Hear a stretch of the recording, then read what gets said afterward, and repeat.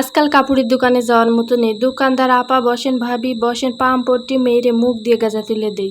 যে কাপড়টাই পছন্দ হয় সেটাই নাকি ওই দোকানে সব থেকে লেটেস্ট মডেল হয়ে যায়। মিষ্টি মিষ্টি কথা কই আমার ব্যাগটারে শ্রাদ্ধ করে দেই। অনেক হয়েছে বাপু, আর না, এবার নিজের জামার ডিজাইন নিজেই করব।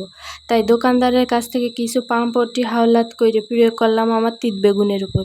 তিত বেগুনরে কলাম, বিয়ের মাত্র 16-17 মাস হয়েছে, এখনো সে ঝিয়াপুটি আসেনি। আমি ছাড়া তোমার কিটা আছে, দাও দিন বাপু, কয়টা টাকা করি। এভাবে আমিও কিছুটা পাম্প মেরে কয়টা টাকা ছিনিয়ে নিয়ে অনলাইনে অর্ডার করে দিলাম আমার সেই ব্লক প্রিন্ট করার মেকআপ বানি। এখন তোমরাই দেখো বাপু কি কি আমি অর্ডার করলাম। এটা হলো কাঠের ট্রে, এর উপর রেখেই আমি রং করব। আর একটা বই অর্ডার করলাম, কালার মাস্টার বই। এই বইয়ের ভিতরে সব কিছু লেখা আছে, কিভাবে কালার করতে হবে, কোন কালারের সাথে কোন কালার মেশালে কি কালার হবে।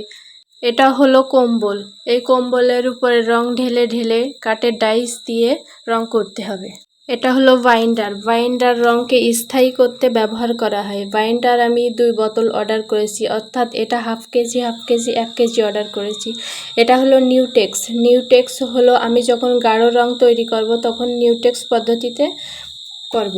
আর অ্যাফ্রিটোন, অর্থাৎ অ্যাফ্রিটোন, অ্যাফ্রিটোন হলো এক ধরনের গাম যার রং ছড়িয়ে ছিটিয়ে না যায়, এজন্য ব্যবহার করা হয়। আর এটা হোয়াইট পেস্ট, হোয়াইট পেস্ট হালকা রং তৈরিতে ব্যবহার করা হয়।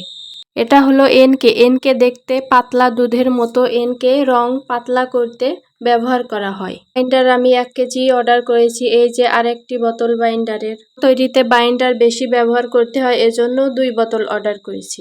সিসিএল, সিসিএল খুব অল্প পরিমাণ ব্যবহার করতে হয়, এজন্য 250 গ্রাম অর্ডার করেছি। সিসিএল রঙকে উজ্জ্বল করতে সাহায্য করে। অক্সাল, অক্সাল রঙকে ধরে রাখতে সাহায্য করে। এগুলো খুবই অল্প পরিমাণ লাগে, এজন্য অল্পই অর্ডার করেছি। তার সাথে নিয়ে নিলাম একটা ব্রাশ। আর এগুলো হলো র কালার, র কালার আমি 7টা অর্ডার করেছি। লাল, নীল, হলুদ, কমলা, বেগুনি, এ ধরনের রং আমি 7টা অর্ডার করেছি।